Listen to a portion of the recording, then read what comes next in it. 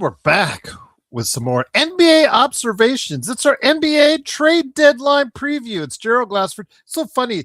My good friend Tuff, who actually is one of our great followers and watches all of our shows here, he actually found the theme song I used. Because I'm just looking for theme songs for my shows and whatnot. I forgot what it was, but he said I found it. So he's looped it on an hour, and now he uses it as his exercise music. So I thought that was really cool. But it is, of course, Gerald Glassford. Thanks so much again for joining us right here. The Lakers Fast Break. I'm also on Lakers Late as part of the Fan Art Network. I'm on there 15 to 20 minutes a day with your latest Lakers news, plus also as well, of course, Inside Sports Fantasy Football. We just dropped last night on this channel, of course, our Super Bowl preview. So go ahead and check it out today so you can get the word on what's going on with the Super Bowl. And then also as well, of course, the Pop Culture Cosmos as well. JSJ says a whole lot of nothing. Well, depends how you look at it. If you are a Lakers fan like I am and like JSJ is, yeah, it's a little slow. But if you're an NBA fan and you just want action, well, you've gotten that for the past 48 hours because the NBA trade deadline so far has been a pretty good one, per se. I know that Joe Soro, and I actually kind of agree with him, that we were concerned with what was going on with the salary cap and how that might limit the activity on trades. But I guess there's been some things caused by the salary cap in the CBA that has caused a lot of trades. And here today to discuss some of that, good man indeed. Of course, hopefully we're looking for others because I put out the invite to others, but I've got my main man here on the NBA observations. It is, of course, the guy behind so much work that he does for the Suave Report. And of course, he's got an article right now you need to read right there on the OKC Thunder at the Suave Report. It is Caleb Ponce. Caleb, great to have you back, my friend. A live event for us right here as we preview the NBA trade deadline. Has this met your expectations so far with what's happened over the course of the past 48 hours? It's surpassed all my expectations. I mean, it really felt like with the deadline coming up, like all the Anthony Davis stuff had, once he got hurt, like the deal that seemed like it was going to happen to Atlanta was dead and Toronto wasn't interested anymore. And it seemed like if anyone was going to get traded, it's Giannis, and now we're still waiting on that. And then obviously Jaren Jackson comes out of nowhere, and James Harden comes out of nowhere. And then on top of stuff like that, on top of those big ones, you have like smaller trades, like OKC gets Jared McCain, and Charlotte gets Kobe White, and Minnesota dumps salary mysteriously, seemingly to no end as of right now, but they still have some time left. So I think it's honestly been really exciting, especially with these apron expectations. I kind of just thought maybe we'd get 5 or 6 role player cheap salaries getting moved around, and that was about it. And that's not what has happened. No, not in the slightest. And it's been interesting because it's there's been some observations that have been made in regards to, this is a general theme, and we'll get into the specifics here in a few minutes, but a general theme is heading into the off season, there was going to be 6, 7, 8 teams possibly with a load of cap space heading into that summer. Well, it's kind of different now. The landscape has changed because 2 or 3 of those teams have now actually gotten a lot of their salary already taken up by what they procured in trades. And those are teams like Washington, like Utah, those teams that had looked like they were going to be major players in the summer can still be major players with what they have in assets, but they are definitely not as spendful as they were, or they were going to be before this NBA trade deadline is concerned. And the other end of it is also for benefit for the Lakers fans out there. Again, with so many teams that are now maybe more inclined to go ahead and maybe not be as spendful in the summer, that could be a bigger advantage to Lakers fans if Rob does not do anything leading up to the trade deadline. But again, I'm trying to put some hope on there for Lakers fans. But there's also several teams now that through their trades have gotten under the tax as well. Please note that as far as it's concerned, because obviously the way the CBA is structured, one of the things that's very incentivizes you for getting under the tax. So I wanted to make note of that as well. And here's a guy who also has been observing what's gone on with the NBA observations and the trade deadline as well. It's my good friend Legend from I Got Next Sports Media. Legend, meet Caleb Ponce, my co-host on the Monday NBA observations. Legend does post games with us and also as well NBA observations. Great to have you both here. Legend, you cover and you look at specifically the Golden State Warriors and the Atlanta Hawks. Some news coming out of the Atlanta Hawks, and we'll get into specifics here in a minute, but I asked Caleb his thoughts on the activity over the past 48 hours. Has it also met, underwhelmed, or exceeded your expectations on the level of activity so far? Been a little underwhelming and probably a little confusion with what they're trying to do, especially when they were making a lot of cap space, clearing up a lot of space, and they made that trade with Portland, and then they pretty much waived him. Soon they got him. But I see that Atlanta the center to this. I did see that happen. But what about the league overall? Are you excited about the activity that you've seen over the past 48 hours? It's been kind of meh. Nothing too special, but kind of hard to beat what happened last year. So that's that's a good point. That's true. I mean, the names that are going out are pretty good, and the activity level is pretty good. It's better than what I expected, to be quite honest with you, as far as the number of trades are concerned, especially this early, guys, Tuesday and Wednesday. I expected maybe a little bit of a flurry in the last 90 minutes leading up to it. And by the way, the last 90 minutes of trade deadline coverage will bring you tomorrow morning right here for you on the Lakers Fast Break. What's going on, Craig? Great to have you here. It is, of course, the Lakers Fast Break and NBA observations. So with the NBA trade deadline coming to a close tomorrow morning, we're going to bring you now a flurry of activity today, because I thought it was a pretty busy day for a Wednesday before. It's usually like one busy day and then a lull, and then it comes to that last minute rush before the doors close for the trade deadline is concerned, Caleb and Legend. So with that, the first deal that went down today was for Anthony Davis. And you guys can put in all the Anthony Davis jokes you want as far as what the Luka trade eventually got Dallas. And if you want to put that in your statements, by all means. But Dallas Mavericks and Washington Wizards, that came out of nowhere, because it's so funny, because at the moment, Shams dropped that Shams bomb in regards to Washington. ESPN.com, their first line was sources, Toronto and Dallas working on AD trade. So yeah, that didn't work out quite as well as planned. So he actually went to the Washington Wizards in a complete surprise. This one, I think, blew a lot of people away. Guys, I want to hear your thoughts. The Washington Wizards get Anthony Davis. It's so funny because they still list him as a forward. All right, whatever floats your boat. Jaden Hardy, D'Angelo Russell, Dante Exum. The Dallas Mavericks get Chris Middleton, AJ Johnson, Malachi Branham, Marvin Bagley III, a 26 first rounder, 2030 first round pick. That's top 20 protected. By the way, the 26 is OKC, so that's probably going to be last of the first round. 26 second round pick from Phoenix, 27 second round pick from Chicago. They're going to be busy then. And 29 second round pick from Houston. So with that, guys, what are your thoughts on the Wizards and Mavericks doing some business, Caleb? I mean, the reporting around it was really interesting, because I think maybe 90 seconds before, Tim McMahon, who's really plugged in with ESPN, he even tweeted that nothing is imminent on the Anthony Davis front. And then all of a sudden it was very imminent. He was getting traded. I think this one seems like there was just kind of this whole time, no one really knew what it would do. We heard about Atlanta. We heard about Toronto. There are others that were kind of mentioned as like maybe teams that made sense for him, and never was Washington on that list. It was not a team that anyone ever really thought was there for him. And I just think it's weird. I get it for Dallas, but I think with it being attached to the Luka trade, you wish you could have got a little bit more back. But I imagine the market for someone as often injured as Anthony Davis probably was just pretty weak. And for Washington, I get, when you're Washington, you're not in this.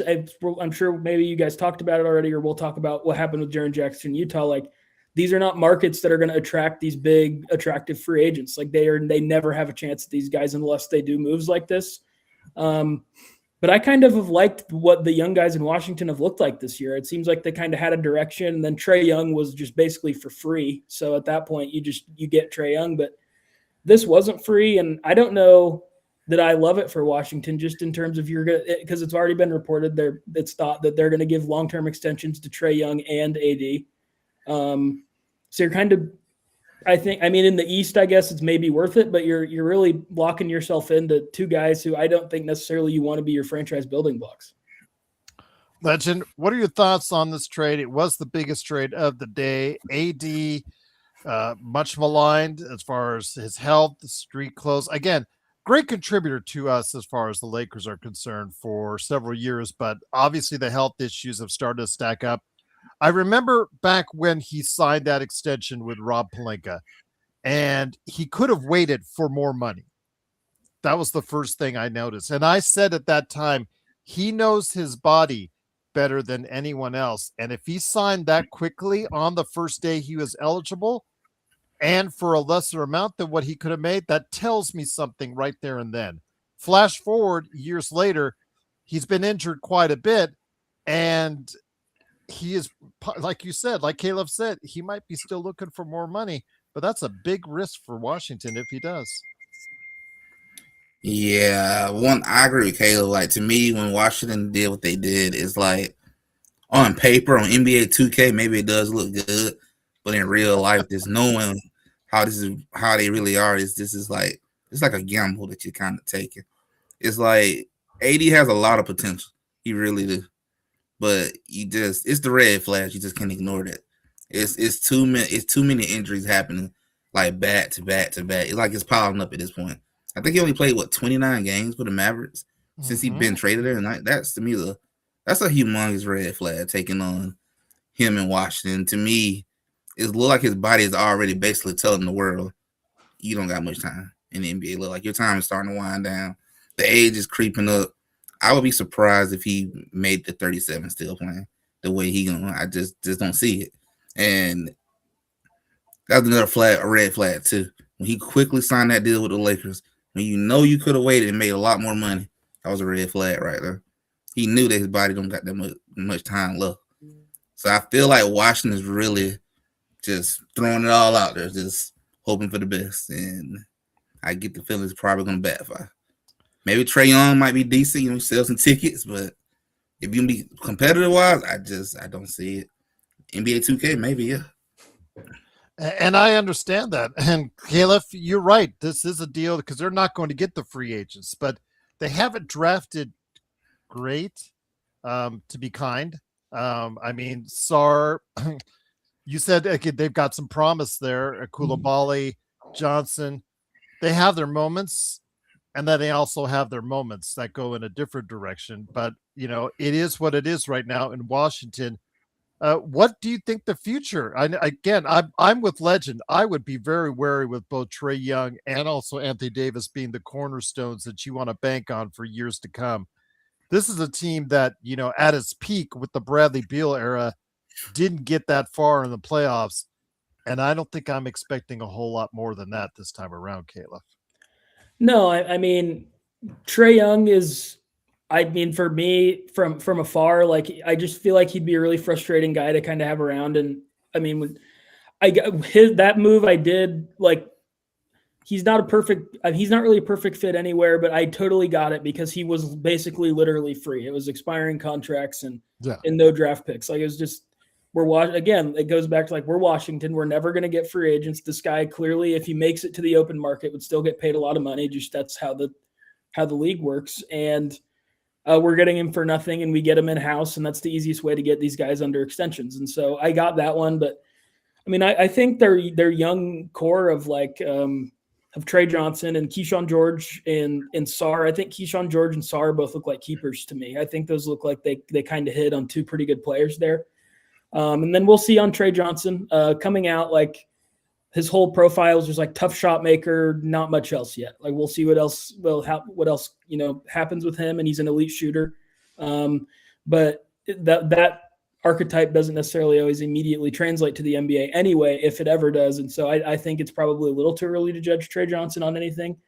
And then Koulibaly, I just think makes sense in this modern NBA era where you're seeing these teams with these big 6'7" plus the guys, long defensive and some ability to shoot threes. Now his ability to shoot threes is a little more hypothetical than it is in reality, and it has been his whole career. But I just they're in terms of the long-term direction with their young guys, I like it. Like I like what they're doing. It's going to take a while. They've gotten really unlucky in the lottery, and they're still doing okay. But in terms of this Anthony Davis move, I just don't know.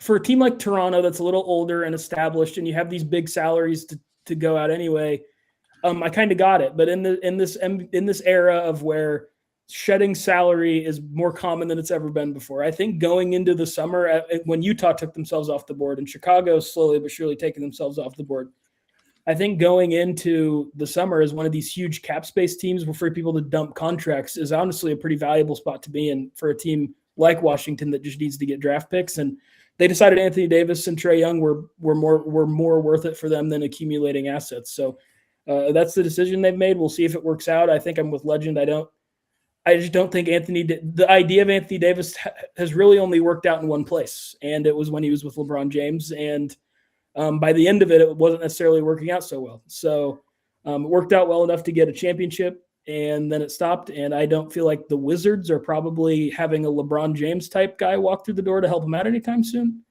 So yeah, I like their young core. I don't mind the Trey swing because of the cost, but this AD thing, I just don't necessarily think it's a move that if I was running a team, I would have made. I just don't think it's something that makes much sense. Once again, this is NBA Observations on the Lakers Fast Break. It is Caleb Hansi. Go ahead and check out his work today on the Suave Report, including a great OKC article. Also, Swell Legend from I Got Next Sports Media. Please like and subscribe to his great work as well on that channel. And this relates to something we talked about last night, and I know Caleb is here now because I think he wanted to relate to it. Is another team that isn't a free agent destination, Legend, in Utah, just rolling the dice on Triple J. And that's what it is. They're rolling the dice on Triple J to see if he'll be a good fit alongside Kessler and Markkanen. And then once they get their guards straightened out, as far as George has been fantastic for them this year, if Bailey gets to be the point where he looks like a top 5 pick that he was, then absolutely could be something special. Plus, with both these guys, just wanted to mention, what if Washington and Utah end up in the top 3 in the lottery this upcoming summer? They could add a real piece that could help them out. So they understand. It looks like their time is now, or their time is soon, because they're loading up for the future in both Washington and Utah. They're taking big risks or taking big gambles. One leaning more on older side, one leaning on a young possible phenom that could help carry their team forward, Legend. But it looks like they're both taking strategies to win sooner rather than later. Personally, just looking at how things played out, I like Utah direction a little bit way more than what Washington did. Yeah. I feel like their way is a little more promising. There's a better chance of succeeding versus I feel like Washington's already dead on arrival. I didn't feel like they are just banking, hoping Anthony Davis going to be healthy and not. Good luck with that part. But I feel like Utah has something going, at least on their side. The youth part is already there, and I feel like even in Utah, maybe you have to ask Triple J to be quote unquote the guy. At least not down there. At least, and I feel like he might play a lot better not being the guy and all that. So I'm trending more toward Utah. I even trending more towards Charlotte, because Charlotte is building and getting better. Yeah, we'll get to Charlotte. Oh yeah, Charlotte's doing something really good. Mitch Kupchak ain't there anymore. So yeah, they're doing really something special there. We'll get to them in a second, but it is interesting to see, guys, what they're doing in both Utah and also as well in Washington. DBSH, Daniel Berry Sports Highlights, says the Wizards Jazz making good moves. CP3 to the Raptors, he's laughing on that one. And we'll go over that one here in a bit. But that was essentially a salary dump on that one. But the next trade that went down is going to be geared towards you, my friend Caleb, and that is Oklahoma City Thunder getting Jared McCain. We weren't sure if the OKC Thunder needed to be or were going to be active, but they did go and get in kind of a surprise that Mhm. Philadelphia gave up so soon amongst that glut of guards that they have. Jared McCain, who early on in his rookie year was, really looking good. Philadelphia 76ers get back 2026 first from Houston. It's going to be a high pick this year. It's going to be something like, I'd say 25 to 28 would be my guess. 27 second round pick, the most favorable picks from OKC, Houston, Indiana, Miami, and a 228 second round picks from OKC in Milwaukee. Your thoughts on this trade, and what does this do for the OKC Thunder? I mean, I think this kind of checks two boxes to me. The first one, which kind of relates to what I wrote most recently, is this team just desperately needed it needs more shooting, and that's not desperate. I don't think OKC desperately needs anything. That was a bit dramatic, but they needed more shooting. That was kind of the one weakness this team had, even in the playoffs last year. Is I think they were 32% for the postseason, and they were just able to overcome it. But in an improved West, I didn't think they were going to be able to this year if their shooting was as poor as it was last year. And this helps with that. McCain, he's not been near as good this year. He's been coming back from that injury. And he's maybe not showing to be like last year. I think he had stretches where he averaged over 15 points a game. Like he looked like a potential really a steal there in Philly. And I don't necessarily think that that's the type of player he is. But he can definitely shoot the ball. That is his surefire NBA skill. He's a movement shooter. He's a set shot guy. Like he can shoot however you want him to shoot, and he can shoot from a decent distance too. So it was really important for OKC to go get just a cost controlled shooter with some upside. That's not necessarily all he's going to be, but that's what he is right now at least. And then in the long term, I think it's become clear, really to me, I guess maybe it was already to most, but with Lu Dort signing with Clutch last week, OKC is going to have to make some decisions with their guard rotation this summer. And I don't know whether that's someone like Dort maybe going elsewhere, or Crusoe, or Isaiah Joe, who knows who it is. But now this is a guy who can clearly play in the NBA with OKC's proven track record of development, especially of guards. Like all these guys have come to OKC and gotten a lot better. I don't see why McCain would be any different.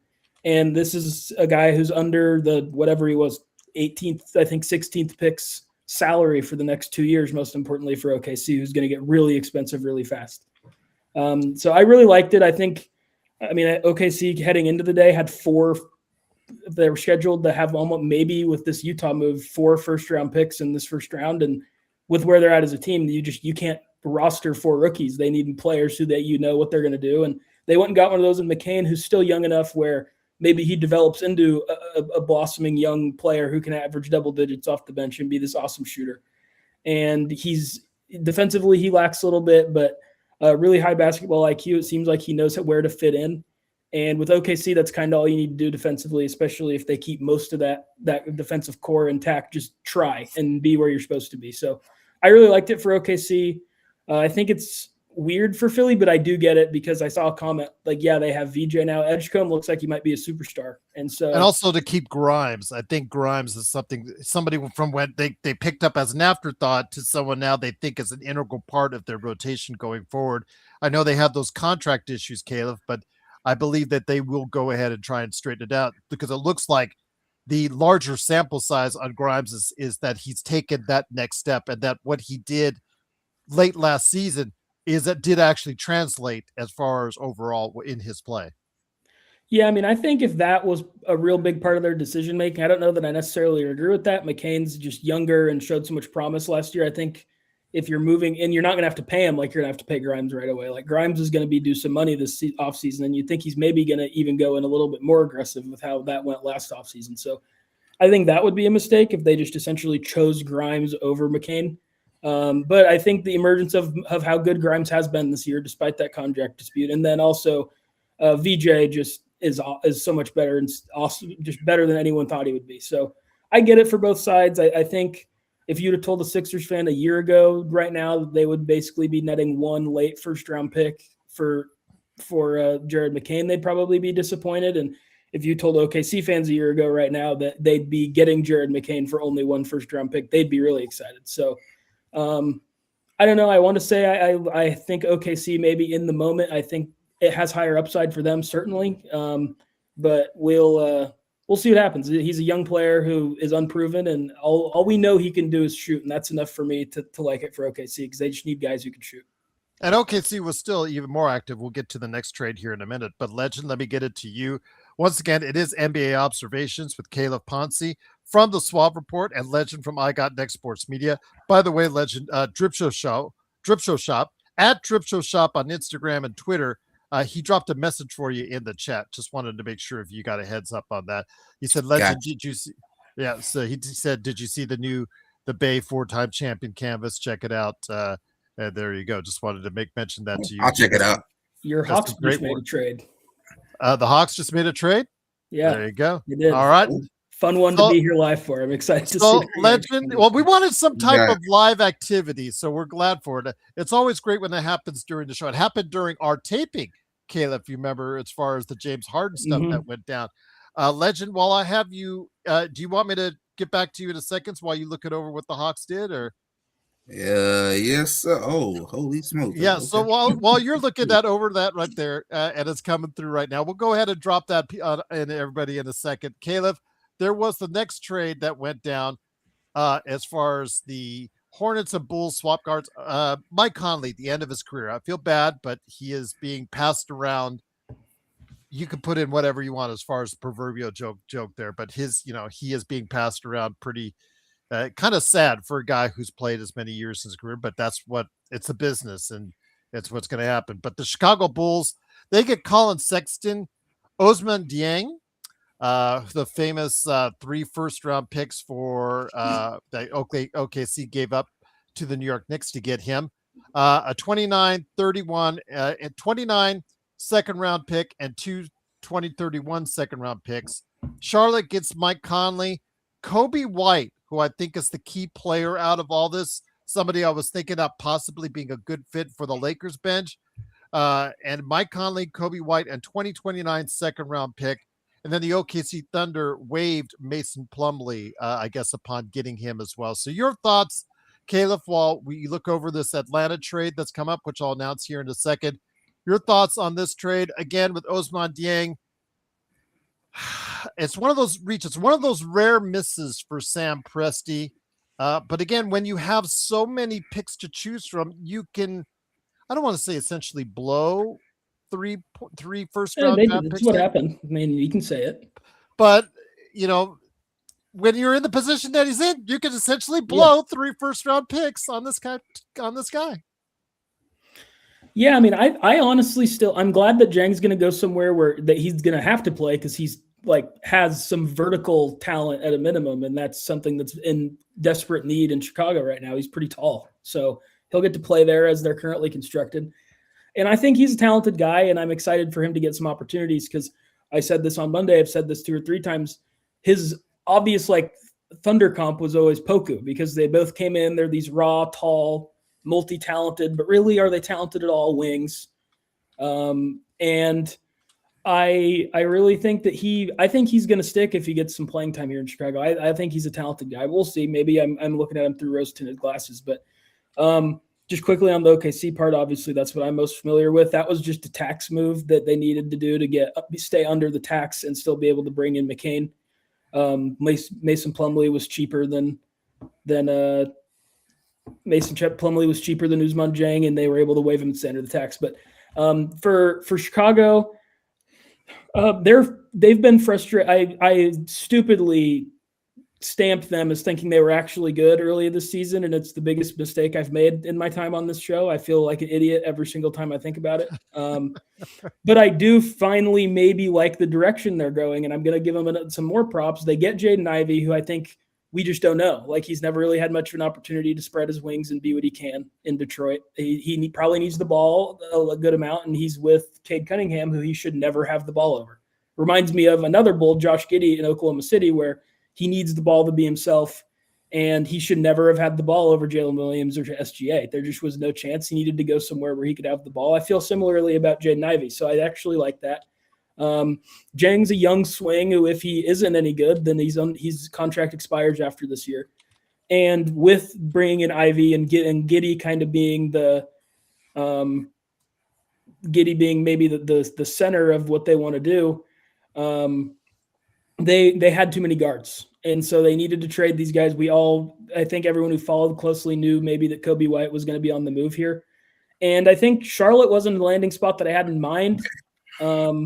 But I don't dislike it. I think Kobe White's a talented guy. He can really score. He's from that area. He's a high school legend in North Carolina. He's going back home. So I like it. I like getting Kobe White. I think he's talented. He's on a good contract. And I'm glad that Charlotte seems to be investing in this young core because they should. And I think that he makes a lot of sense with this. I can see a 5-man lineup of LaMelo, Kobe White, Knuppel, Brandon Miller, and Diabate really being a pretty good lineup this year. So I like it for Charlotte, but there's bigger things afoot here. So I'll just wrap it at that. I like it. I kind of like it for everybody. I like the direction that everybody went. And I wish Chicago would maybe pick up some picks every once in a while, but that doesn't seem to be their style. They did a couple second rounders yesterday. Yeah, they did. They got a couple second rounders yesterday, but you're right. They've been the most active team out of anybody during this trade period, but have only managed, like you said, a couple second round picks at most on that. Not a whole plethora of cash, or not a cachet per se of a whole bunch of picks there, but they've been just making. It just seems like they've been making trades to make trades to a sense, and it's just kind of weird what they're trying to do with it. I mean, they still have an abundance of expiring contracts, so we'll see what irons itself out with Chicago. But I have a feeling they're just throwing darts, and they're going to try and see what sticks in Chicago because they're tired of winning 37, 38 wins every single year, and they want to do something more, but we'll wait and see. But Legend, we will go ahead a little bit out of order because during the show right now, we want to go ahead and report a trade. A good trade or a concerning trade if you're a Golden State fan. And Legend, you follow Golden State. I'm going to let you talk about this first. It was Jonathan Kuminga and Buddy Hield going to Atlanta for Kristaps. Thank you, Jesus. It's over. It's finally over. So at least that's over.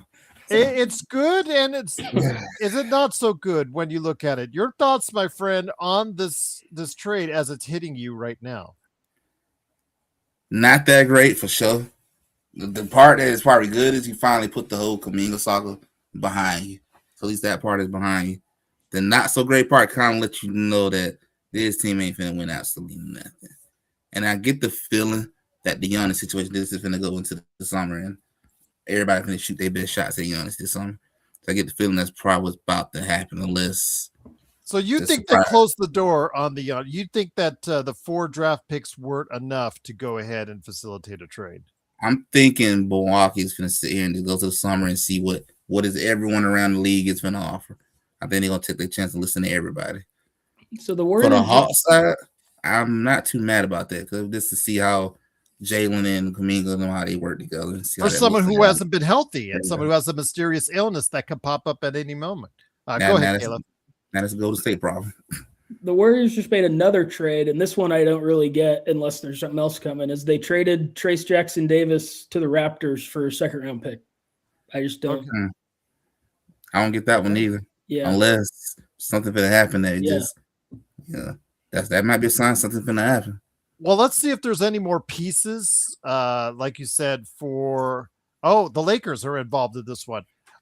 So Trace Jackson Davis to the Toronto Raptors. Oh, well, okay. Here it is for the Lakers for a 2026 second round pick via the Lakers. So they basically get the Lakers second round pick as far as Golden State does. So whoop-de-doo on that one. So yes, Golden State Warriors get TJD as far as sent to Toronto for a 2026 Lakers picks in the second round.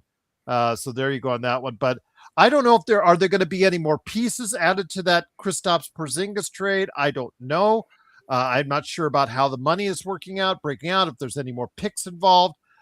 Maybe Sham is still trying to work that out, but it's interesting, Caleb, because it's a sign that tells me that it looks like they're wheeling and dealing and wooing Milwaukee on Giannis might have just hit the fence for a little while. Yeah, I mean, I think it really seemed like if Giannis was going to go anywhere, there was a lot of Wolves momentum that picked up yesterday. And in all honesty, it really just feels like this Giannis thing is either going to go to the offseason or the Wolves are going to pull something crazy off. And I would lean probably 80-20 toward the offseason one. It's really been pretty out there that Giannis is not particularly interested in Golden State. I think Mark Stein's been on that. Which is interesting because the Golden State package, obviously those picks are really valuable because you're going to be post Curry and who knows. Just in terms of what I think about it, I mean, I don't know. I don't know what they're like. The Warriors, to me, they're obviously in a position where they just are going to have to do some last gasp stuff. And this isn't a bad thing. Like, this is a commendable end to a remarkable era, truly. Like, this is how it's supposed to end. Guys get old. It kind of just watching from afar I grew up obviously watching OKC. I wasn't the biggest Warriors guy, believe it or not. But seeing Clay gone now with how this has ended is pretty unfortunate. But this is how it's supposed to end. Steph is still amazing, but the team around him is kind of going down. They've done what they can for these people who, there seems to be some weird sentiment that they kind of like haven't tried, or maybe they've sat on their hands. And I don't know what, like, they traded for Jimmy Butler. I don't know what people kind of thought they were going to do. I guess maybe like getting Markkanen a few summers ago. But in terms of, I think they've done what they can to extend this. And this is just another thing. Like, Porzingis is a huge risk. But Kuminga, that was dead. It was toxic. It was like, there's nothing positive about it. There was no scenario where he became some contributor. It was completely dead. And you turn him into a guy in Porzingis who, is a huge risk, but he is talented. And if the Warriors can get something out of him, he really fits what they like to do there. So I don't think it's a huge deal for either side. I think it totally makes sense. I think Kuminga is a talented guy, and he does. The Trayce Jackson-Davis thing, I don't really know what to think of him. I haven't really kept tabs. I know he had a really strong rookie season, but since then, I know he's not like some gem that's thought of as some key piece of the Warriors' future. But still, that one just makes it seem like they have to have something else in tow. I don't think that means it's Giannis, but maybe they have some other move that they're collecting a second round pick for to be able to go get another bench guy or something. But yeah, I think that this is a commendable end for the Warriors, and I respect that they're still trying to do stuff around Steph Curry because of how great he is, but this is how it's supposed to happen, and it's making sense. And I do not think that this means that they're going to, all of a sudden, we're going to wake up tomorrow and they're going to have Giannis on their team. It's funny, though, because you look at it, he fits the Toronto style legend as far as Kuminga does. A slasher who can hit for the mid-range, but stretching the floor is kind of an issue for him. But he's getting a new lease on life. He wanted a new lease on life. Now he's got one. What kind of role do you think he can play in Toronto and the Great White North? He can definitely help him out a good little bit, and having a chance to be free now is the biggest thing too, though. But Toronto is in a situation where there's not a lot of pressure, not a lot of be the man, or it's a championship or bust situation. You can kind of have a breath of new life, and it's probably one of the biggest things I would say about going to Toronto is it's a breath of new life. There's no he's pressure. He's going to Atlanta. Oh yeah, he's going to Atlanta. So yeah. So Atlanta. I'm sorry, I said Toronto, but yeah, he's going to Atlanta. You're right. Sorry, the TJD, Trayce Jackson-Davis is going to Toronto, but Atlanta gets him. But how's he going to fit with Jalen Johnson if that's the case? That's gonna be curious to see how these two work together. I say it's not like they're gonna win no championship, anything like that. So they have time to mess around and play around and try different styles to see how it may work out. With them being like a young team and just building around Jalen right now, it could possibly work depending on how you mix some pieces. You bench Risa Shea? Might possibly have to. Right now, that's your number one draft pick from last year. You bench Risa Shea? He don't look like it right now. He don't look like it. That's all I'm saying. Just again, he was in the G League for 24 hours and they brought him back. Yeah. So I'll just say this again. It is Buddy Hield and Jonathan Kuminga going to from Golden State to Atlanta for Kristaps Porzingis. They subsequently, Golden State traded Trayce Jackson-Davis to Toronto for the Lakers 2026 second round pick. That's the only I guess inference the Lakers have had so far. Welcome to the Peach State. We'll see. Yeah, almost every other team has been active here, but the Lakers obviously have been mysteriously quiet up until this point. We'll get to them here in a little bit, but heading back to what we were covering as far as the trades are concerned. But it's good to see that they are up late. We were worried that they had closed shop for the day, but it looks like these GMs are still out and still having these conversations, Caleb. Chris Paul to the Raptors. Speaking of the Raptors, we talked about them getting Trace Jackson Davis. Chris Paul to the Raptors in a 3-team deal. So what are your thoughts on this? The Brooklyn Nets get Ochai Agbaji. I know that I have a Pinty from Germany. He's been constantly on trying this 3-team deal, which was going to send Ochai Agbaji, Zaire Williams, and Day'Ron Sharpe to the Lakers. And I'm like, the guy Ochai Agbaji is shooting. You shoot better from 3. He's shooting 19% from 3 right now, just to give everybody an idea. The Clippers get the draft rights to Vanya Marinkovic, aka they just don't want nothing. They just wanted to get rid of Chris Paul. They wanted the cap space removed. Your thoughts on this, Caleb? Because Toronto Raptors are getting Chris Paul. I'm assuming he's not taking a ride to the Great White North. No, I mean, I think it's already out there. He's getting, waived, and he's going to be bought out, whatever, and he's going to be able to go where he wants. I think the more interesting thing, I mean, quickly, like, I don't mind Agbaji. I know we've talked about him. He's fine. Toronto's a good place for him. Like, go see if you're anything. If you can't play well in your opportunity in Toronto, then good luck. He's in Brooklyn now. Brooklyn, yeah. With the 50 guards that they have now. Yeah, so if you can't go to Brooklyn and be kind of like a competent wing who can like look like anything, then it's probably not happening for you. But for CP, like, I think the really interesting thing about this is where CP3 ends up, because this is a trade that I don't know. I mean, Toronto, I guess they were done with Agbaji and wanted to get off of the salary, and now they can with CP3, who makes a little less money than him, I believe. So, I mean, I think that's what the interesting thing is. I don't know what the buyout market's going to look like. It seems like Minnesota is going to have to probably be pretty active, but it also seems like Mike Conley just is already basically, and I hope he didn't sell his house, because it seems like he's already just going to be back in Minnesota again. Yeah, I think so, indeed. Unless he didn't want to live there in the first place. But yeah, you're right. If he's got a place that he likes in Minnesota, might want to hold on it for a little while longer, because he can come back to Minnesota if he's waived. The normally league rule says if you're traded and then waived, you cannot go back to the team that you were traded from. Well, he's been traded twice. So that's the Andrew Bogut rule. He's now can be actually brought back by the Minnesota Timberwolves. So don't be surprised if you see that. But Legend, you should be happy. You should be thrilled, because yes, you did trade away your center in Porzingis, but you got a center return. You got Jock Landale, man. Jock Landale, again, for the Aussies out there who love Jock Landale, he is going to Atlanta. The Utah Jazz get Lonzo Ball, who is going to be waived. Cash considerations. Remember, Jock Landale was in the Triple J trade to Utah Jazz, and then the Cleveland Cavaliers in this get 2 second-round picks. Your thoughts on this one? Lonzo Ball, can he still help a team? He's coming back for that major injury. He looked good in Chicago last year, looked terrible this year in Cleveland.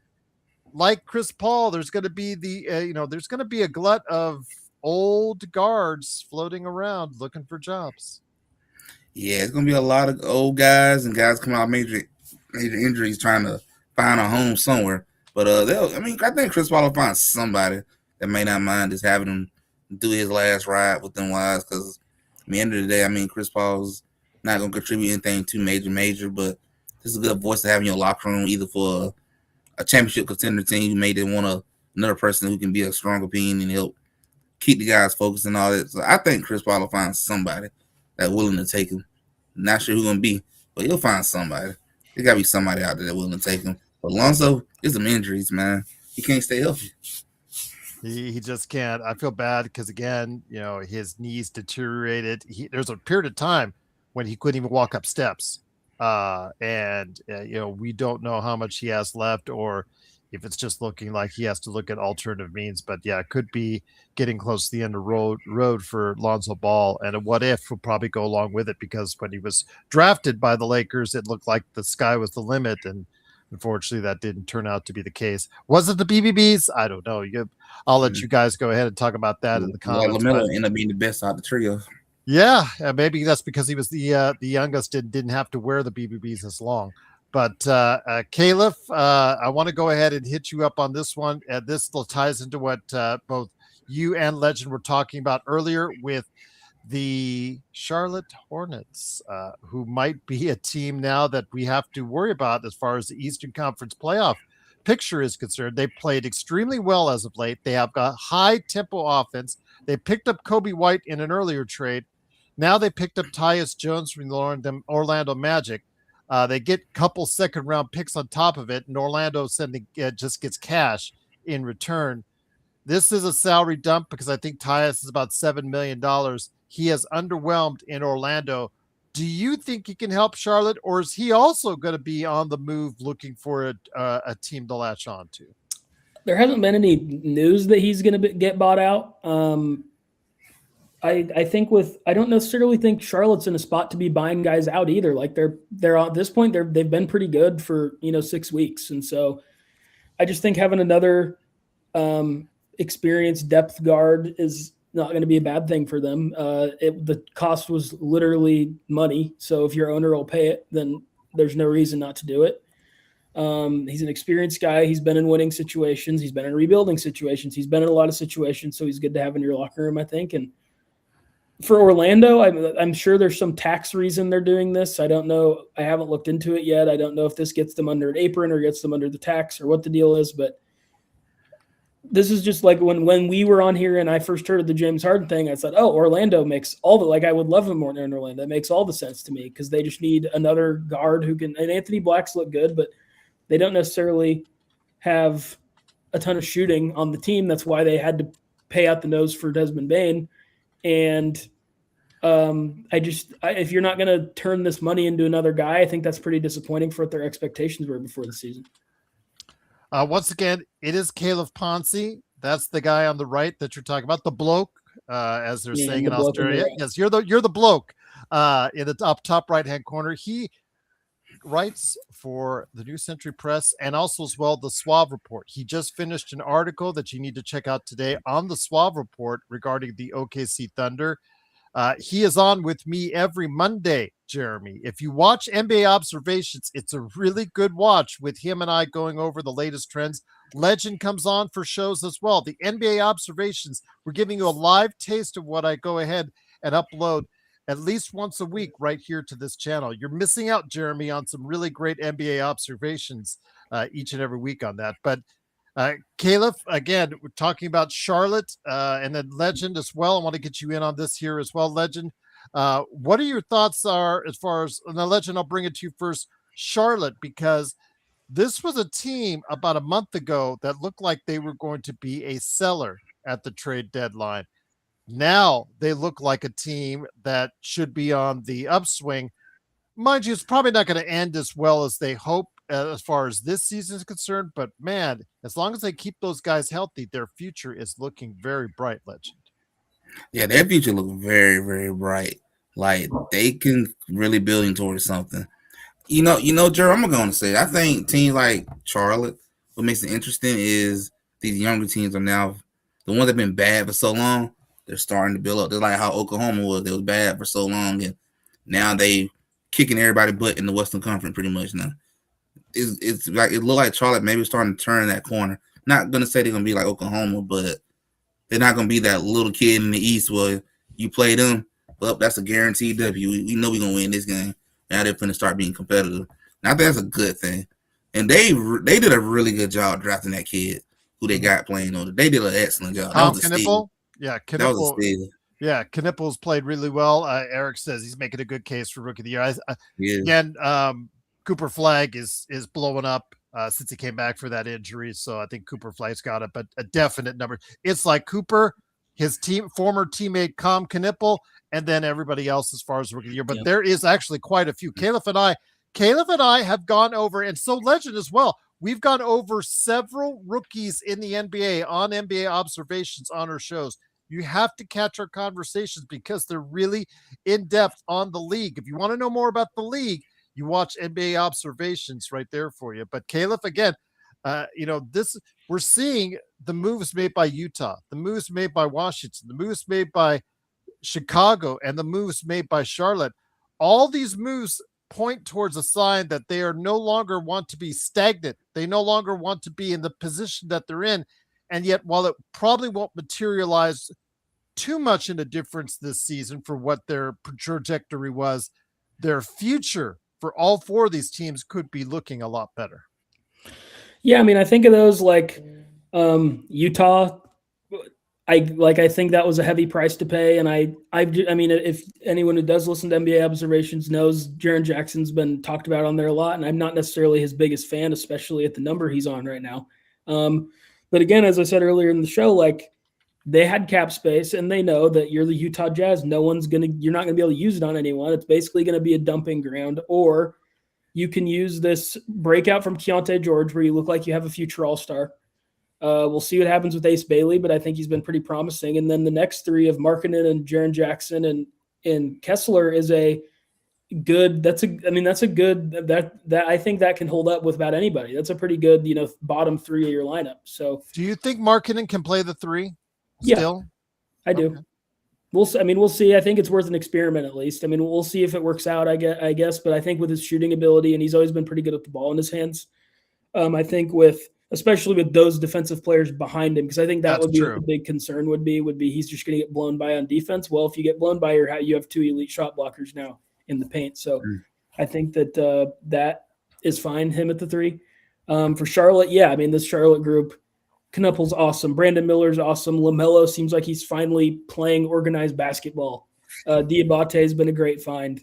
And now they go get a Kobe White, who I think they should extend. Like he's a really, I think, a pretty versatile and good offensive guard to be the fifth guy in that lineup. I kind of said that a little bit earlier, but Chicago, I think, is going the other way, where Chicago is maybe taking some of these more established guys, and we'll see what they do with Ayo Dosunmu tomorrow, but they're taking some of these more established guys and maybe resetting, going for like a Jaden Ivey, a little bit younger of a guy. But and then so I think Chicago may be finally going the other way, which is a good thing. And then Washington, we'll see. I don't know. I don't get any team in their position adding Anthony Davis, but they did, and that's so who knows. Okay. Joe, is that you on the feedback? Joe Soro is here. I know that some people in the chat were asking for him. Joe, it's been a very active day for other teams, but not so for the Lakers. Is that disappointing? No. I mean, again, what real moves can they make with what little assets they have? There's a bigger picture here, and the picture is, if Giannis doesn't get traded by tomorrow to Minnesota, which is really the only team I think that would make sense for him to not make either a worse move or a lateral move, then I don't know what I just don't have an answer to any of it. He wants to go to a big market team, and I know the Knicks were hinted as one of his destinations, if not the destination. There's some noise about him wanting to go to Miami. The problem with Miami is they have nothing. At least the Lakers have cap space coming this summer, and they have Austin Reeves, and they'll get a couple more first-round picks once the season is over. And then New York, I don't know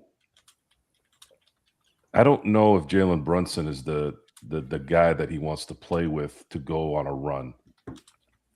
I don't think Jalen Brunson is that star. I think he's extremely good, but he's not Luka Doncic.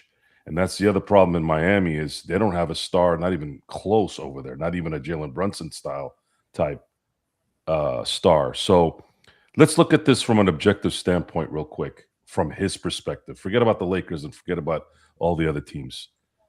What is the best chance for him to win when it comes to big market and a mega star in his prime to go play with? That's a good point. Right? So the other option is, does Boston get antsy and say, let's trade one of one of the pillars of that team, and let's go get Giannis. That's probably the only thing that would maybe be ahead of the Lakers at this point. Are you going to trade Jaylen Brown or are you going to trade Jason Tatum? Now, the reason why I bring that up it wouldn't really be Jaylen Brown, it would be Jason Tatum, because torn Achilles, would they want to jump on that a little earlier than just in case? Probably not. I'm just kind of thinking out loud on that one. But if I'm looking at his career and where he's going, this is a player who's got probably 3 years left of prime basketball. He's going to want to go somewhere where he can compete immediately and someone that can handle the load with him. There isn't anyone right now other than Boston, if they give up Jason Tatum, or if Oklahoma City says, screw it, let's just go get him and guarantee we're going to win. I don't know. I don't know how that would work out either. I don't know if Oklahoma City wants that either. So here's where I think this is going to play out. If he doesn't end up in Minnesota by tomorrow, I think the Lakers go after him hard at the end of the year. And I'm reading that as of things at the moment, the Lakers are the only team right now that are competing, that are like competitive. Again, I know a lot of Laker fans are kind of spoiled. The 30-19 team is sucky to them, which, I'm not going to lie. I'm kind of with them on that. Sometimes I feel like, Laker fans are like that, where we're selfish and we're greedy, right? But they'll be the only competitive team at the moment that'll have cap space this summer. That's an advantage. And, of course, the biggest advantage of them all, they have one of the best owners in sports that just took over about 3 months ago. So that's how I'm looking at this. And it's becoming more and more obvious that if there's no movement out of Milwaukee by tomorrow, I have full confidence. And I'm not saying they're going to get him, but they're going to go very, very hard to go get him this summer. That's good. That's the plan. There is nothing else. I wanted him in 2027 because I'm basing it off of the fact that he's a free agent. He has control, and the Lakers wouldn't have to give up anything. You could keep Austin Reeves. You have Luka Doncic. You can get stuff. Hopefully, get a good player in the draft this year. You can do that, but it doesn't look like there's going to be patience on this one. So the Lakers are going to have to jump a year on this. And if they get him, even if it means giving up Austin Reeves, it's a win, because you're going to have at least another 3 years of his prime talent with Luka playing MVP ball right now. And then they're going to start building around those guys. And that's enough. That's enough to start getting some really good players around them and not having to worry about, do we have the right pillars to get this thing going. So, Caleb, as far as, like I said, we have a few hours left before the NBA trade deadline, and we'll be here tomorrow morning. Joe will probably be with me then as far as that, and we'll see who else is going to join us tomorrow morning. Everybody is welcome. I'm going to send the invite out to everybody. Our coverage starts at 10:30 a.m. Pacific, right here on the Lakers Fast Break. But let me get you to Caleb right here. Caleb, wanted to ask you this. With OKC starting to see something. Some people are starting to say that they're starting to see some cracks. Of course, SGA was announced as out through the All-Star break with an injury. Doesn't seem to be that serious. It's just like, okay, it's just take some time off. Basically, you've got a hangnail, or I know it's something that's different, but you've got basically something that you can go ahead and rest through the All-Star break on. But as we saw tonight against the matchup against San Antonio, which they lost, that gap is closing. Does this period where you have just a few hours left, does that still maybe get motivated San Antonio to get in the mix for something, Houston to get in the mix for something big, or a Denver, or Detroit to do a little bit more, or somebody to start thinking in that top echelon of teams to start thinking, hey, maybe that gap isn't so far between us and OKC.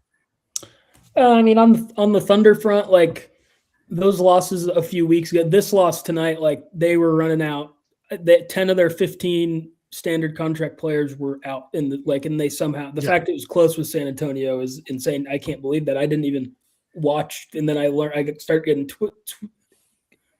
tweets that it's like a 4-point game with 3 minutes left. Well, I should probably at least check in on what's going on, but I think OKC assessed or addressed possibly a need there with McCain just being another shooter. But for other teams, I think San Antonio, I think they'd be smart to just see what they are this year. You already have your 3 guys who are going to be your guys with Harper, Castle, and Wemby. I think anything, unless they get word, unless they secretly this offseason are planning on making that Giannis move, which doesn't feel like something they should or would do to me. And you get word tomorrow, like he's going to Minnesota now, or so it's like now or never, then I guess that's like a less than 1% chance of something big that could happen with one of these teams. But other than that, like, I don't think they should make a move. Houston, I thought they would be a great Kobe White team, but they clearly were not as interested as they should have been. I think they'd be a great Ayu Dosunmu team. We'll see if they maybe want to get in on him. He's probably I would think maybe a bit cheaper than Kobe White would be. So I think Houston should just go get a guard. I think that would be a good Chris Paul team, but I think that not that he'd help, but just as someone to organize in the regular season, and then you get to the playoffs and he can't play anymore. But he'll yell though. He'll yell like he's still playing. Yeah, and he's. I think he'd be helpful to have around for like a guy like you're trying to really turn these young guys into franchise point guards now, whether that's Amen Thompson or Reed Shepherd. I think he'd be helpful to have around for those guys, but I think his beef was with ownership as much as Daryl Morey when he left Houston, so I don't think that's a particularly realistic outcome. Another team's Detroit. Kevin Huerter was on the low end of guys who I thought they should go get just because they needed more. They're like, okay, he's been struggling this season though, Caleb. He has been, but with him, I think he has an established enough track record. You take the risk on him, and if it doesn't work out, it doesn't work out. It's not like he's immovable or anything like that. He's expiring too. So yeah, even better. So I think that made sense for them. But I mean, I said on Monday, I thought that they would be. I still think they should be sniffing around Michael Porter, a guy like that. Maybe he's just too bad defensively to fit in there. That's possible too.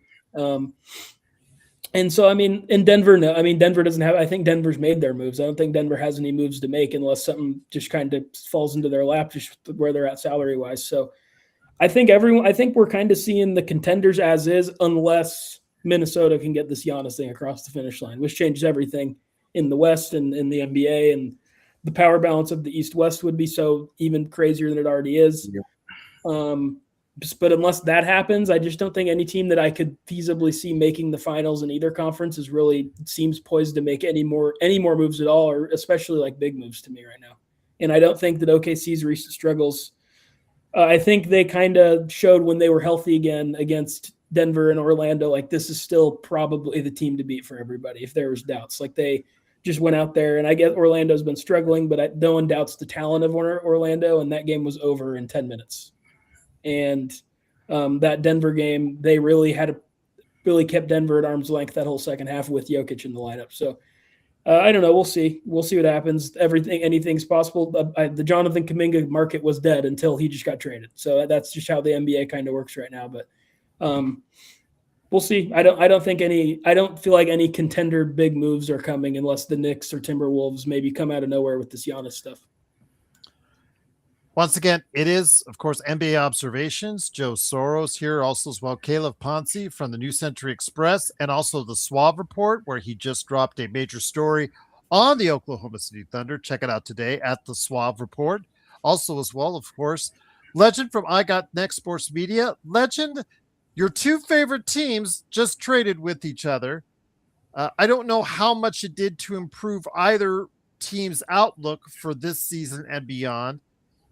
With a few hours left in the timeline, is there any of trade targets that you had in mind still out there that you think either of your teams should go get? Honestly, not too much. I'm about at the point of just going to the summer and just look to refix and retool really this roster. Just like Caleb said a little while ago, I feel like the contenders is pretty much set to me at this point. I feel like in the West, it's pretty much already decided between 4 teams who it's going to be between. And then the East is kind of going to be between like 2 or 3 teams that are going to probably come out the East. I feel like that stuff is pretty much locked at this point, unless like he said too, unless Giannis finna go to Minnesota or New York and then major changes end up happening. Otherwise, I don't really see too much major people I'm really looking for either my team, and not much else they can really do for this season wise. I think this season is just about to reach its conclusion. It looked like he kind of got an idea of how this thing is going to play out. I got asked last night by Pinty in Germany about the possibility of Draymond Green being traded to the Lakers. And I know Brian Windhorst on ESPN LA mentioned the same thing as a possibility. I'm going to ask it from your standpoint, because if he gets traded to the Lakers, Joe and I may just shut down this channel. We just may shut this. We just absolutely. Otherwise, you'll hear expletives from him. You'll hear expletives from me from just a straight hour, and all of them will include Fire Rob. And we'll name a show just Fire Rob. We'll just from now on we'll just do every show Fire Rob, and it'll just have somewhere in there as far as that's concerned. If we stay on and continue the channel, but you want to shut down this channel, go ahead and trade for Draymond Green. But that being said, and I'm assuming Joe would say something similar because he's had a lot of not so nice things to say about Draymond Green. Nor do I. But at this point, JY is asking this and leading into his question that he had.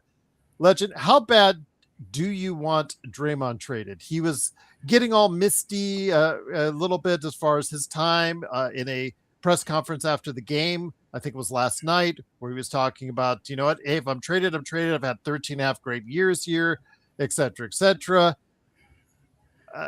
Are the fans tired of him as far as in Golden State? What is the mood like at this point in time? Because, you know, if he does get traded, where would he be traded to if it's not the Giannis trade? Because I really don't see a great fit anywhere outside of where he is right now. I can definitely say I do see a lot of people kind of ready to just kind of get ready to, you know, tear it down and kind of start moving on. The dynasty has been over. That dynasty is over. That ended a while back. We won't see another dynasty like that for a while. It's over. So I think it's a lot of people is kind of the point of Draymond can't really give what he gave back then, which is why the Lakers would went after him. Even I kind of said, yeah, you should be fired if you did that trade. You should be fired. All you guys should be beyond mad, and I'll probably feel bad for y'all that guy's running y'all team, because that made no sense to get Draymond. He doesn't solve any of your issues. He can't shoot that great. He don't defend like he did back when during our dynasty run and all that. You just basically just got a well beyond past his time, Draymond, and that wouldn't help you. That would make no sense. Draymond still can do some good things, but at this point in age, a lot of the shenanigans, it ain't worth it. Not at this point. It was worth it when you were going through the dynasty, when he was giving you them defensive plays, running the fast break, setting up Stephen Clay for open easy threes, even KD with easy threes and all. At this point in time, it's not worth it. That would be pretty dumb if Rob did that. I mean, that would just be kind of up there with Nico doing something stupid. Joe, again, I don't want to upset you with the mention of Draymond Green coming to the Lakers, because I know that just churns your stomach just as much as I do. But if there's a player out there that you think, you know, that the Lakers should go after, even if it's for a minor trade, even if it's just a trade along the fringes, I understand that the goal, the concept, and what looks to be the pathway through is that the Lakers will most likely save an abundance of cap space. But even if it just to save face, just to put a Band-Aid on whatever it is this season, is there anyone you think that might be coming the Lakers' way this season? Yes, through the buyout. I think there's a chance they could go after Middleton. But then again, Middleton might, I'm hearing rumors that he might end up going to, who was it? Dang it, I just drew a blank. Was it Detroit? I don't think it was Detroit. I think it was Denver? No. I think it was. I might have heard Houston, but I don't quote me on that. I believe the news that they think this team is good enough to make a run. And I'm not saying that they truly believe that. What that is it's code for we'll do our best to bring something in if we can without giving up, obviously, any draft capital of significance. But we already know what we're going to be doing in 3 months, regardless of what happens. And you just can't deviate from that, because even if you had a chance at going after Giannis now, what are you going to give up? You'd have to give up something, probably too much of something, of things that you probably don't have. So it's just better to wait. And, looking at seeing how Oklahoma City's been performing here the last few months, Denver just lost its third in a row.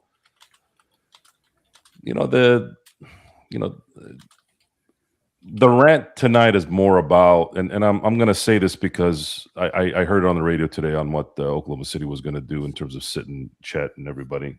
This on a nationally televised game, no less. These guys don't give two shits about the fans. They don't give a shit about the league. They don't give a shit about anything except themselves. Everything has to mean something for them. And this is me saying that selfishness has gotten to the point of disgust, because basketball players in the NBA have always been selfish.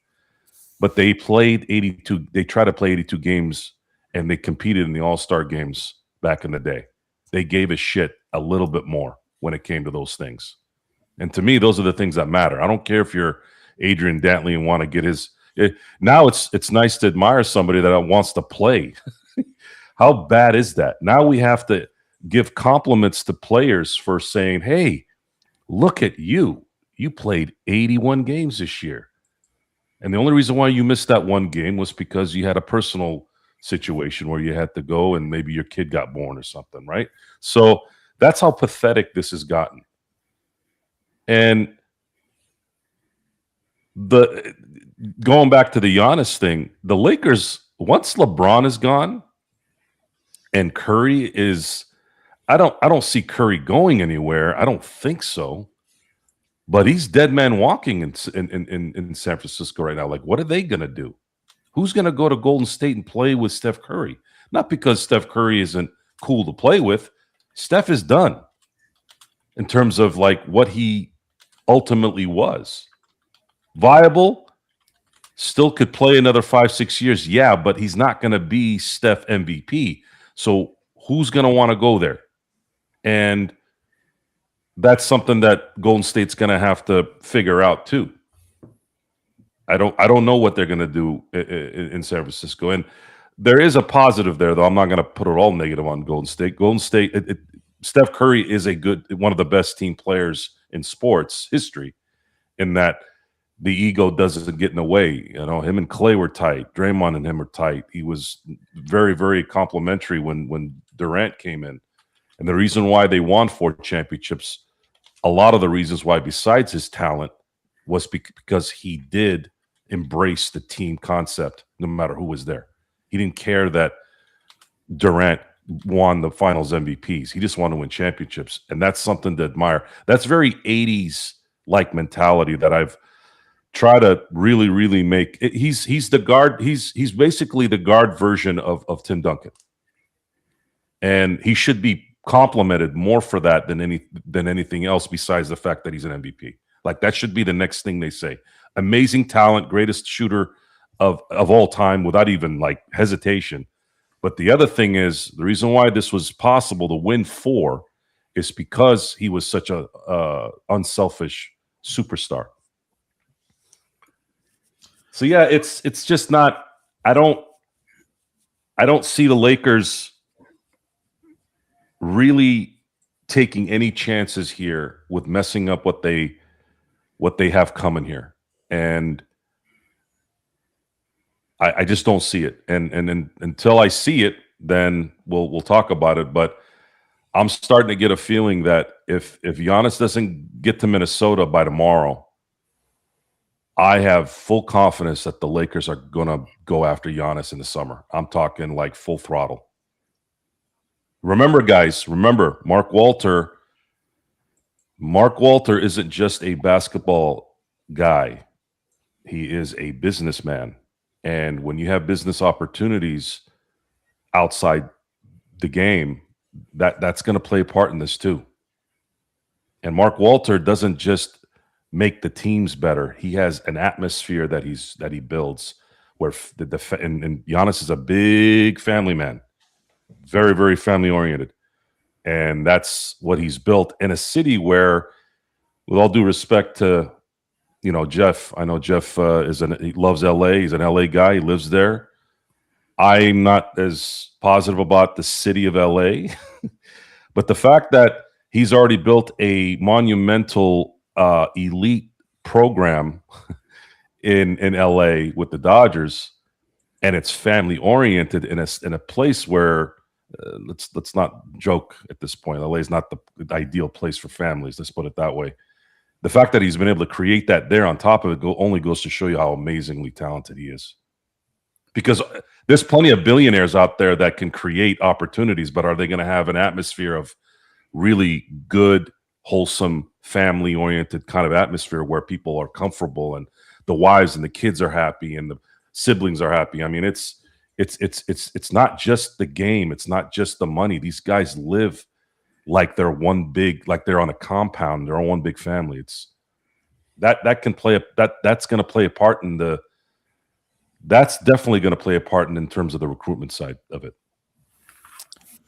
Just wanted to mention before I get it to Caleb that Gershon Yabusele, who was all the rage in the Olympics, has been traded, and actually thought it would be a good addition for New York's rotation. Didn't pan out that way. He was just traded to Chicago.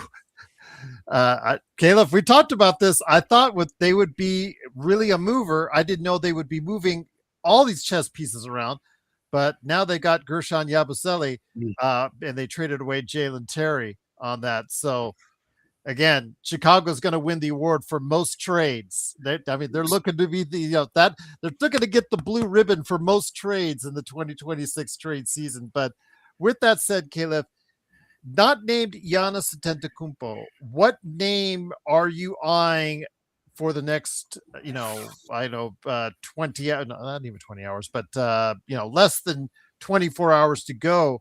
What interesting name are you eyeing that could make a move that's not named Giannis Antetokounmpo? I think he's the only star that has any chance left to be. Ja Morant, I guess. I would think would get moved, but I don't know what the spot is or if anyone even really cares anymore. In terms of guys who are going to I think maybe go to winning or go to teams that are winning and impact. I think Ayo Dosunmu, another Chicago guy. I think he'd be awesome in Houston. I think I said that already, but he'd be great there and fits what they want to do.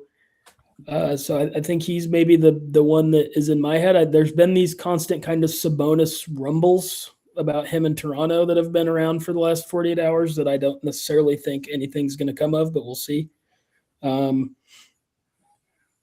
We'll see if maybe Cleveland does another thing. They've kind of made their tax situation and they cleared money with Lonzo to the point where they could make a small move on the fringes if they wanted to.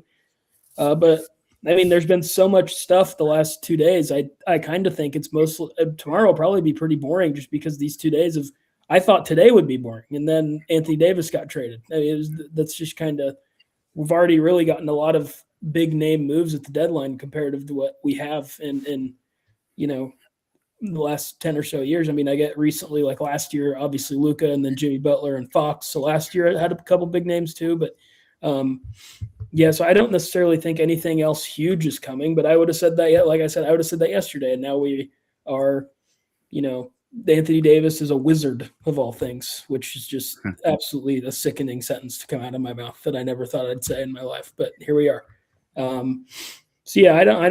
don't think I'm expecting anything else real big or important to happen, but we'll see. Anything's possible there. I think what's the deadline? I don't know what time the deadline is tomorrow, but it is 3 p.m. Eastern, 12 p.m. Pacific. Again, I will be on 10:30 a.m. Pacific. And hopefully Joe and you guys or whoever's able to join me will stop on by to go ahead and share the thoughts. If it is an active trade deadline, we'll bring it to you. If there's any Lakers breaking news on a trade, we'll try to get on as early as we can to go ahead and cover that as well. But Legend, before we head on out, a name that has talked about being traded, but hasn't yet been traded. That's not named Giannis Antetokounmpo. Is John Morant, and it's in the Jeremy pointed that out in the chat. They just traded away Triple J. They traded away Desmond Bain. It certainly seems like Memphis is, going to the fish tank store to do some tanking. Is that a guy that you think might be moved before the trade deadline? I mean, they might find somebody willing to take him. I mean, the only one I really heard had maybe a interest in. I was thinking with Miami. He's been tied to Miami a good little bit. But other than that, that's all I really heard. Really been tied up to him. And like I say, he's okay. He just to me has definitely have digressed a little bit. That athleticism starting to die down really hurt his game. So yeah, he might not be that easy to move like Triple J was, but they'll find somebody willing to take him.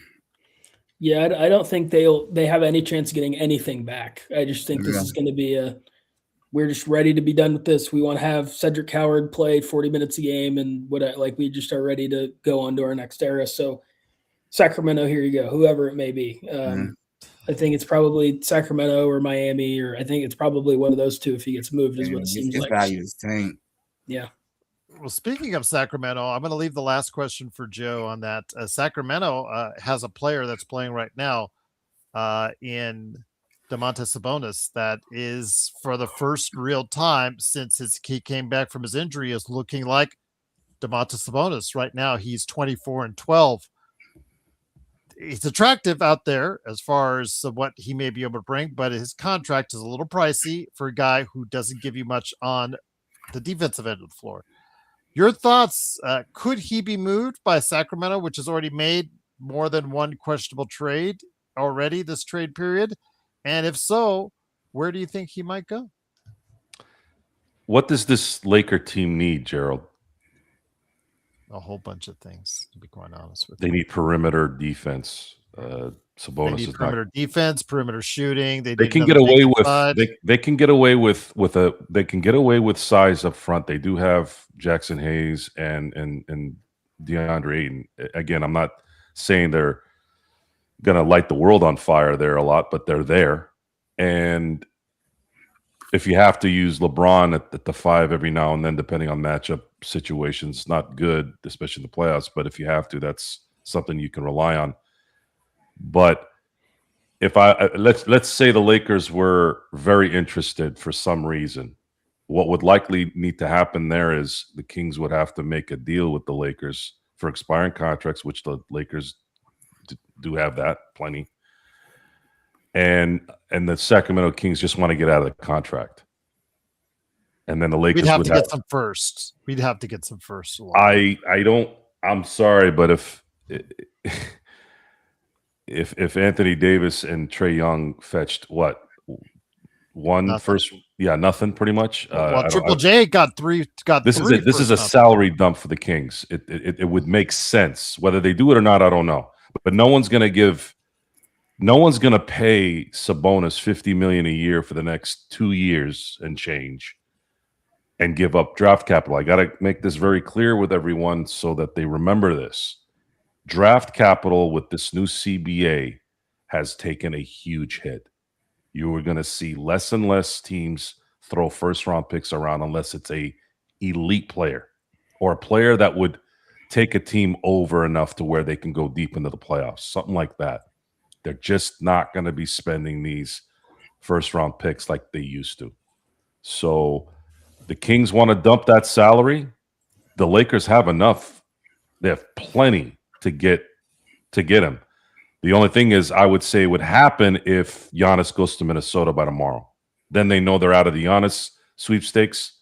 Then they're like, screw it. We'll just go get a big now, and let's see if we can compete with why. And then the reason, and he would help in the sense of, it's not the perimeter help that we need, but he would help because you are going to play likely 2 teams in the West that have a large lineup, although Steven Adams just got injured for the year. So yes, it might be a little easier for Houston. But you're definitely going to get help now. They can't throw that double big lineup. So if they face a lot of problems. Yeah, if they get a 4 or 5 seed, let's say the Lakers get a 4 or 5 seed, right? and they end up playing, I don't know, let's say Houston, I think they can get out of that. I think they can get out of the first round, even with the team they have now, with a couple of luck games, right? But if they have Sabonis, I think that's a clear-cut win. Then they're going to face Oklahoma City. And then at that point, you have another beefy guy there to help DeAndre Ayton and Jackson Hayes. And then now, I'm not saying they're going to win that series, but at least they have a chance to at least play with some size with that team.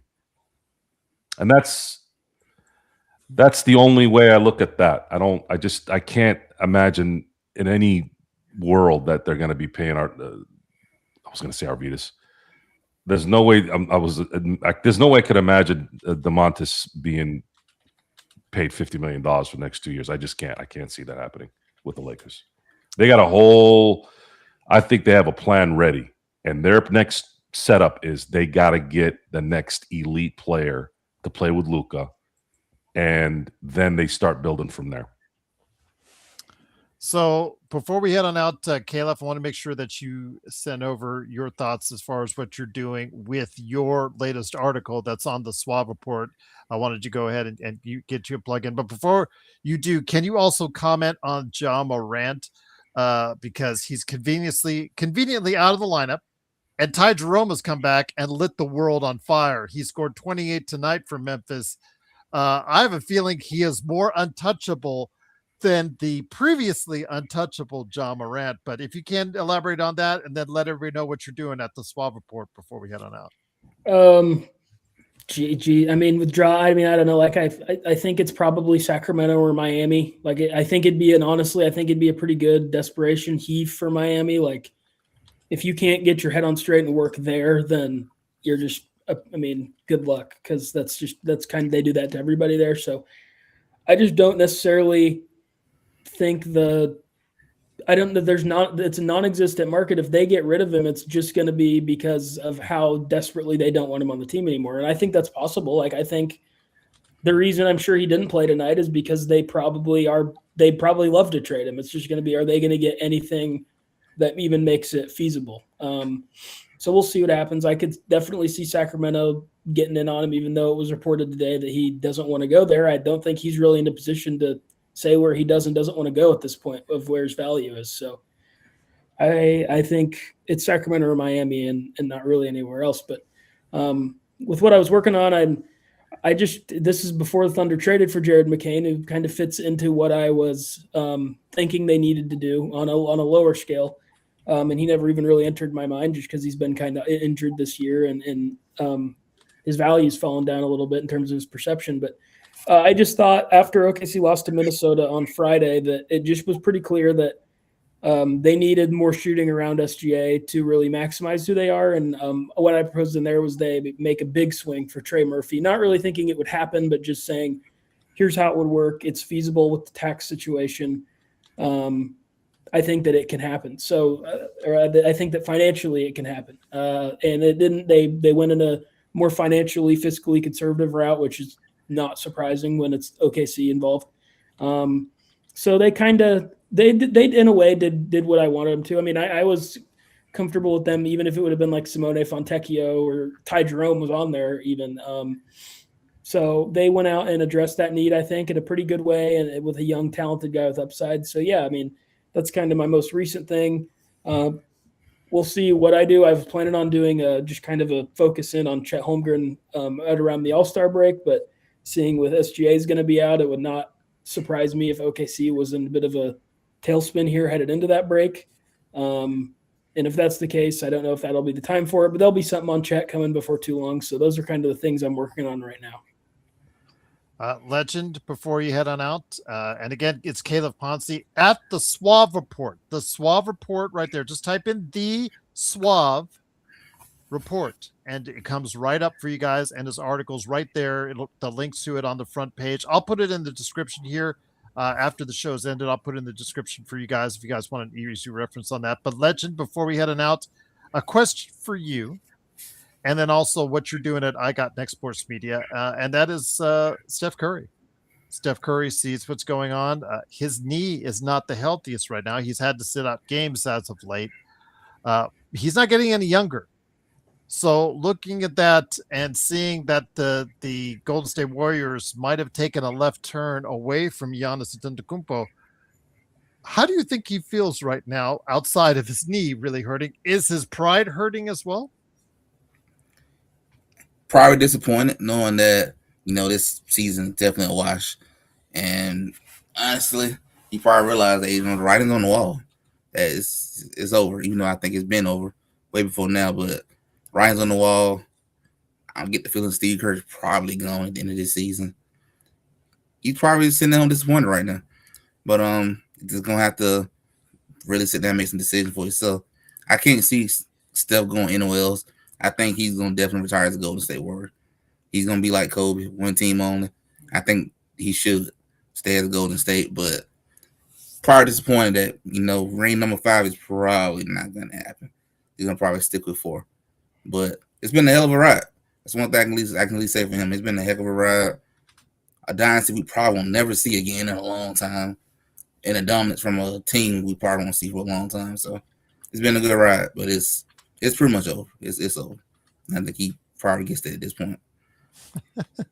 You're like, I almost feel like you're playing taps as you're saying that. Pretty much. Yeah, it's crazy, man. But what are you doing right now on your great channel? I Got Next Sports Media. I'm definitely gonna probably talk about tomorrow all the trades that have taken place today. I'm gonna probably talk about a lot of the moves that may be good for future wise. Maybe a lot of moves that didn't make a lot of sense, like what Washington Wizards did, and probably talk about the Giannis thing too. Like looking like it's probably going to go out into the summer. I'm probably gonna dive a lot into the Giannis situation and kind of ask the question. Giannis, you gonna make a decision, man. East or West? That's what it's gonna look like. You go to the West, welcome to the bloodbath. It's a bloodbath over there. You stay in the East, not daisies and flowers to get to the finals. Your choice. You got to decide. You want to go through the bloodbath or walk through the flowers to the finals? Up to you. Joe, you get the last word, my friend. Tomorrow, you and I hopefully will, as Caleb's saying, it doesn't think there's a possibility it might not be active. I'm hoping it will be because, Joe, I think this is our 4th trade deadline together. It's either 3rd or 4th, but we have had active and we've had not so active trade deadlines, and it's hard to fill up airtime when you're doing that, especially for 2.5 hours. Your thoughts heading into a trade deadline, and if it comes out of it on the other side and nothing's done by Rob Pelinka, I know there's going to be a lot of upset people out there, but I don't think you and I will be two of those people. No, I don't. I think people are still in either denial or cluelessness. I'm going to kind of side on cluelessness because people are stubborn. Rob Pelinka is not in charge anymore, folks. Why do you think LeBron's representatives are making noise outside? Do you think that's because they all of a sudden were working together with the new leadership? The show is over. The clutch has gone from clutching the Lakers' nuts to clutching their own nuts now. There's nothing else left for them to control. And Genie may be there as the mascot for the next 4+ years now. But if you think somebody's going to drop $10 billion on a product or a team or a business and not run it, then you're not very bright. So I know you want the Lakers to compete for a championship this year, and they are going to compete for a championship because you have a league of pansies. You have a league of weak-minded bums who are very talented at basketball, but are weak. So unlike how it was years ago for many years, we don't know who's going to win this year. So they're going into this thing saying, well, a couple injuries here, a couple injuries there. Something might open up. What if Luka goes nuts in the playoffs like he did in 2024 and 2023? What if he does? You can't stop him. You just drop him left and right. Turns into Jordan, whatever, right? So we don't know that. We don't know what's going to happen. We thought the Oklahoma City Thunder were going to win 70 games, which was kind of nice actually. When I was thinking about it, I was like, it's nice to finally have a team that's actually showing greatness after winning a championship, because a lot of teams start getting a little lax when they win, right? And then you're hearing Shea Gilgeous-Alexander talking about, oh, hell yeah, we want this record. To me, that was like a sign of, man, that's a little bit of what I like to hear. Because everybody would always deny it, right? But Shea was like, nah, we want it too. We're playing the games, we might as well win them, right? And they have the depth, they have the draft capital, they have the best GM in the NBA, which that's a hard one to say. You know, it's just what it is because he's the champion now. But him, Brad Stevens, and I mean, at this point are like neck and neck to me. So, but Presti by a hair just because he's the recent champion. But you don't know what's going to happen here. You don't know who's going to be healthy, and you don't know who's going to mentally check out. And you have two players that are playing, and LeBron isn't as taxed this year as he has been the last couple of years. If you don't believe me, you guys are seeing him jumping off that pogo stick much higher than you had the last few years. So if he goes into the playoffs a little fresher than he has the last couple of years, and Luka's doing his thing, who knows what can happen? Not likely, but there's a chance. So the Lakers are likely going to get one buyout player, maybe two, probably just one. Someone that can help. And I'm going to go get CP3 for God's sakes. I don't know why people keep talking about that. They're not bringing Chris Paul in. And then at that point, ride it and then wait for the end of the year to see what develops from there. And I'm going to look for two things between now and tomorrow. One is Giannis moving. The other is Zubac going to Boston. That's the only two that I'm like really, really concerned about right now. Anything else that happens, then doesn't matter. Don't give a shit about. I care about those two moves because if Boston gets Zubac, we got it. That also means that Caleb is going to be a happy man because OKC, that Clippers pick, start to look good again. There's a problem. There's a problem. I'm not even worried about that. I'm worried about if Jason Tatum turns into Dominique Wilkins coming back from that ripped Achilles, and this team's already playing well.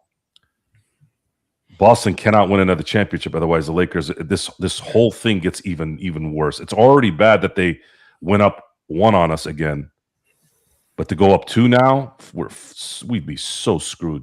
So that's my concern. There was just a report from Jake Fisher that the Pacers are being the most aggressive bidder for Zubac right now, and that the Clippers are still receiving calls on him. Was the verbiage? So, the J Huff era may be coming to an end. That would be sad. Yeah, I mean, would have been great as far as a guy coming off the bench for the Lakers, but it is what it is. On the extraordinary. Why would the Pacers get Zubac? They're not. That's their 1 week. That's their one real weakness when they have Halliburton back and everybody's healthy. Joe, that was their one real weakness once Turner went away in free agency. So they get him now so that they can get ready for next year. Is that the plan? Yeah, pretty much. All right. I mean, we're seeing Utah do that. We're seeing Washington do that. Why not Indiana? I don't know what Chicago's doing, but they're doing a lot of something. Maybe some of it's for next year. I don't know.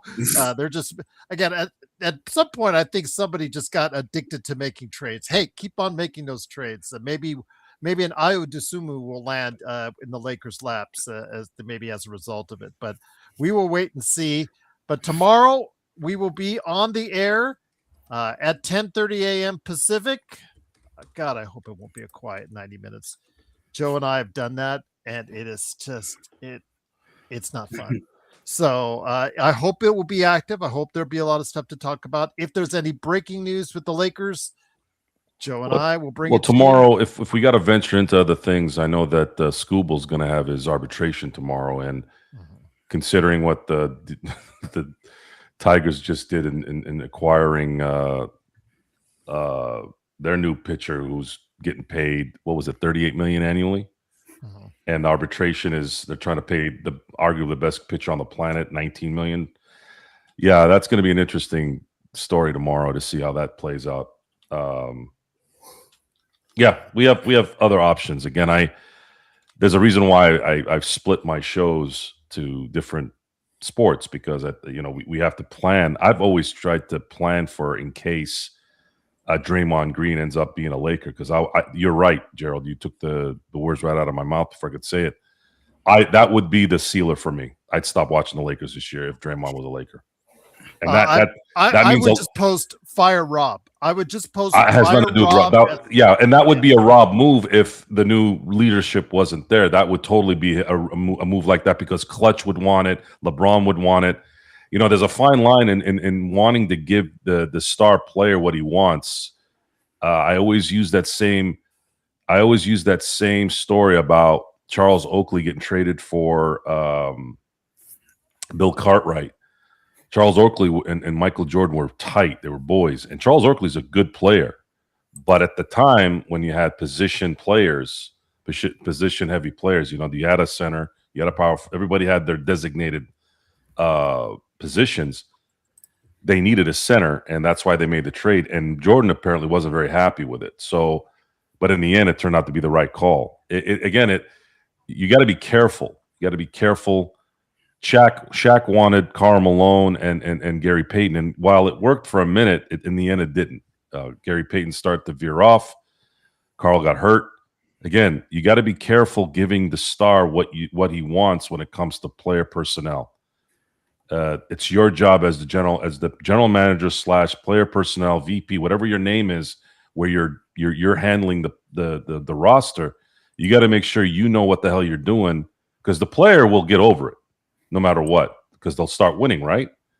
And you never heard anything from Michael after that. He never said, "Oh my God, winning trumps everything." So I don't see in any world right now with who's in charge, really in charge of taking any chances right now.